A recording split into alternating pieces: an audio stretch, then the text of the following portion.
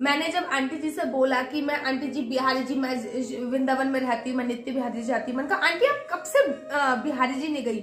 Last time आपने बिहारी जी के दर्शन कब करे थे?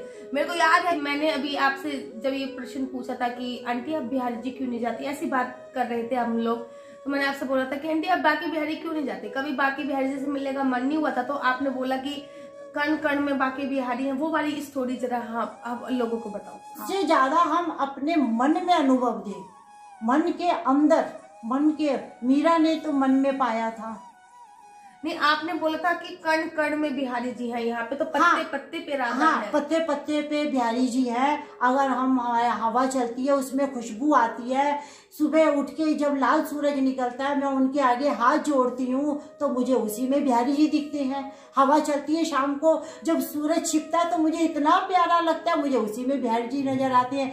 ठंडी ठंडी सुंदर हवा चलती है, पत्ते आवाज करते हैं, संगीत गाते हैं तो मुझे उसी में बिहारी जी।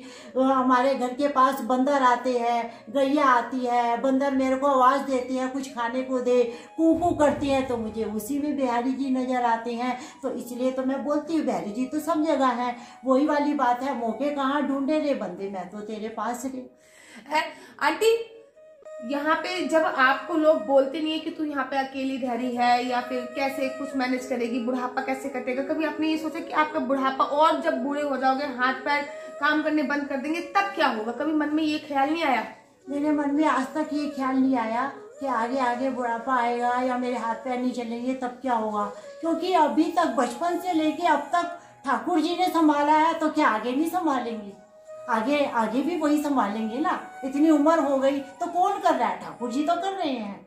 हम और आप तो खाली माध्यम है, करता हम नहीं है, करने वाला तो प्रभु है। जब उसने आज तक यहाँ तक वृंदावन धाम में लिया है, सब कुछ उन्होंने किया तो आगे भी वही करेंगे। सारे हमारे ऐसे यूट्यूब के लोग हैं, मेरा यूट्यूब का पूरा परिवार है जो यूट्यूब से जुड़ा, वो कहते हैं कि हम वृंदावन आना चाहते हैं, कैसे आए, हम कहाँ रहेंगे, क्या खाएंगे, क्या करेंगे, उनको आप लोग आप क्या बोलना चाहोगे उनके लिए? उनके लिए मैं ये बोलना चाहूंगी, पहले तो वो अपने मन में विश्वास पक्का करें कि हमें ब्रिज धाम में रहना है।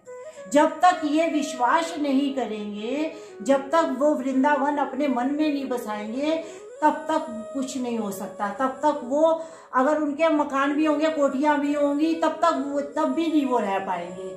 लेकिन मेरे मन में तो खाली एक ही विश्वास था ना कि मुझे वृंदावन धाम जाना है और कुछ नहीं करना। मेरे हस्बैंड खत्म हो गए, मुझे ना कोई शादी करनी है, ना किसी लड़के के साथ भागना है, ना कुछ नहीं करना। मुझे सिर्फ ब्रिजधाम में आना है और ठाकुर जी के चरणों में रहना है, बस। तो मैं आ गई। एक ही निश्चय रखो मन में कि हमें ब्रिजवास करना है। उसके बाद जो आगे की समस्या है, जो आगे का स्थान है, जो आगे का जो भी आपके साथ बनाना है, रहने की व्यवस्था, सब खाने की व्यवस्था, वो सब ठाकुर जी करेंगे।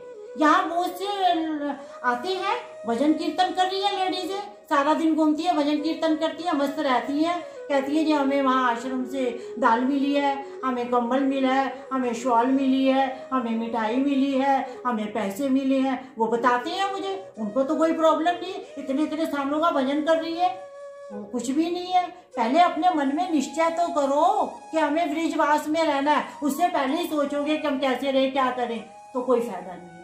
पहले विश्वास रखो अपने पे कि मुझे जैसे कि रहना है। आपका शरीर अब काम नहीं करता है तो आप वृंदावन की परिक्रमा नहीं कर पाते हो, गोवर्धन की परिक्रमा नहीं कर पाते हो। अगर शरीर काम नहीं करता तो क्या फिर आपके मन में कभी ये विचार नहीं आता कि मैं गोवर्धन की परिक्रमा नहीं कर पाती, वृंदावन की परिक्रमा नहीं कर पाती? नहीं, फिर आके मेरी वही बात आती है कि ब्रिज रज, मुझे ब्रिज रज से प्रेम है।